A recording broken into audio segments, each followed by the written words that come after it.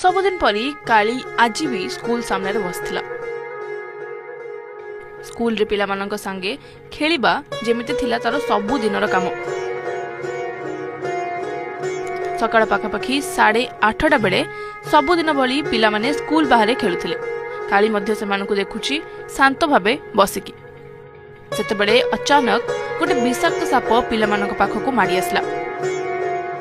केही किछि भाबिया पूर्वरु काली बिजुड़ी भली डेंकी आसला। से शीघ्र पिला मानकु आगकु आसी सापटाकु अटकाइला। तापरे आरंभ हैला गोटे भयंकर लड़ाई।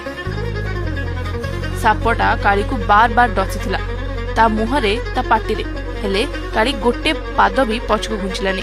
पिला मानकु बंचेबा पई से निज जीवन बाजी लगै देला। शेषरे काली सापटाकु मार देला और सबु पिला मानक जीवन बंची गला। हेले एई जीतटा भारी दुखदायक थिला।